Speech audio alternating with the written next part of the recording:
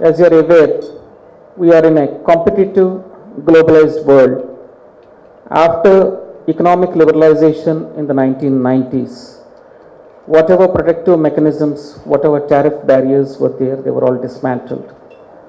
Now, to survive in this highly competitive global environment, each sector of the economy will have to do its best. Every segment of the society will have to contribute to the progress of this great nation. Steel being an important component of almost all aspects of life, be it the construction activity, which is a major sector, be it the manufacturing sector, be it the consumer goods, or any part, steel is the most important. It's the steel frame of steel of the country, of the economy. If such an important component of the economy, if it has to do well, the best minds shall be attracted to this sector. Innovation, I keep mentioning this, innovation is the key. To survive in this competitive world, you've got to be innovative, you've got to be smart, you've got to be agile. I firmly believe that public-private partnership is the only way to take this country forward. Government is good at certain things. Government should do what it is good at. Private sector should do what it is good at. Especially business is best done by private sector. Business, it's said, but initially the country did not have the kind of private sector that's required for taking this country forward. That's how government got into several aspects actually. See, and I'm glad that RINL is one of the Navratna companies. It has done exceedingly well. In fact, it has done better than even the private sector in being competitive and both cost competitive and in terms of quality and price. But there's still a lot of scope. A lot of your activities perhaps you can outsource. You can slowly induct private sector, okay, to be much more competitive. Because we must not forget that being complacent with whatever achievements we have achieved, okay, will make us uncompetitive. The way things have happened in several sectors, okay, India had a lead, say, in electronics initially, but today what happened?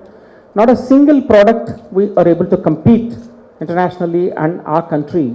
Practically every small component, including the mobile phones, we are getting flooded with imports and nothing is available in this country.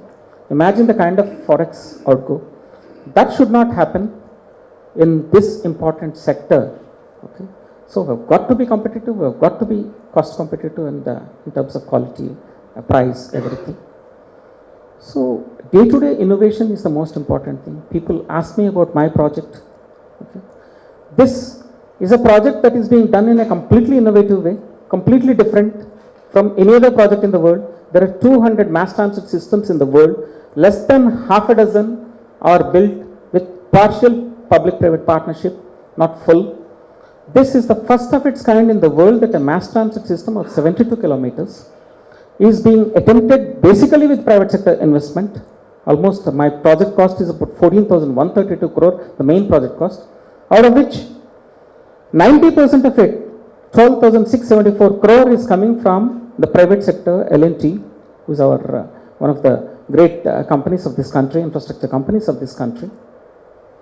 Only 10%, that is 1458 crore, is being given by Government of India as viability gap funding. So this is a very bold attempt. In fact, all the experts, including my guru, with whom, for whom I have got a lot of respect, Dr. Sridharan, they wrote off this project because their argument is very simple. Nobody has ever done it in the world, so it can't be done. I said, just because of the fact that nobody has done it in the world, it doesn't mean that it can't be done. Somebody has to take a bold step. Otherwise, human history would have been completely different. Would have been in caves, would have been in bushes. Okay? How human history has progressed has to be understood. somebody has to take this bold initiative, and I have taken this bold initiative with the help of Planning Commission at the time, Dr. Montec Singh Ahluwalia helped me a lot actually. See, we did not have any documents, so we had to prepare the technical documents, we had to prepare the legal documents, we had to prepare a financial model for this. Okay, there are 200 mass transit systems, out of which only 4 are making money. There are Singapore, Hong Kong, Tokyo and Taipei. All of the systems are making heavy losses, and governments subsidize these projects because they are required for survival of a city.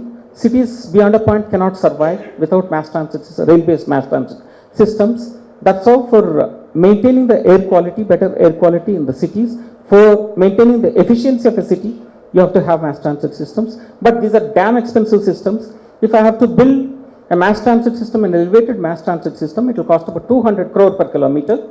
If it's an underground system, it will cost about 500 to 600 crore per kilometer. We don't have that kind of resources. For example, Planning Commission talks about $1 trillion requirement for the 12th plan, infrastructure sector development.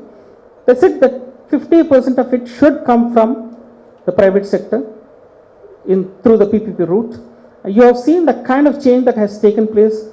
This example I keep quoting, the telecom revolution that has taken place in this country, no other country in the world has done it. 20 years ago, we used to be one of the lowest teledensities in the world. We used to be the highest tariffs in the world. From that stage, today we have become the second highest teledensity in the world and the lowest tariff in the world. How did we achieve it? It's because of the innovative path-breaking approach we have taken in this country. So this country is capable of achieving extreme things. On the one hand, we were inefficient in several things, but on the other hand, we have achieved tremendous success in many of the things, actually, be it the airports, be it the road sector, be it the ports, etc. We have done wonderful work. So there is tremendous scope. That's what we are doing this project differently. And I also mentioned this. I'm making use of this project, making use of a mass transit system. How do you redesign an Indian city as a people-friendly green city, as an eco-friendly city, as a city that is not meant for cars, but a city that is meant for people, for children, for old people, for women, for differently abled. So all these things I'm trying to, every day my project changes, I keep on adding new components to it, actually, both in Government of Telangana and Government of India. They say that, my God, you keep on increasing the scope of this work. How are you able to manage all these things without much cost escalation? So this how innovative approach will have to come into anything, and steel sector has got tremendous scope. All of us, many Telugus are emotionally attached to RINL because Vizag steel plant, as kids, okay, I also participated in what is called at the time, Vishaka Vakku, Andhra Hakku.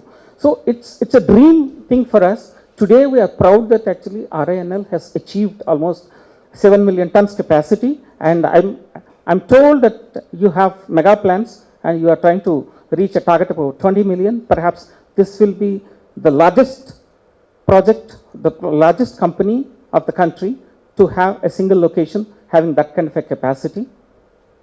Got tremendous scope. Along with innovation, the most important thing is to understand the customer's needs. Okay?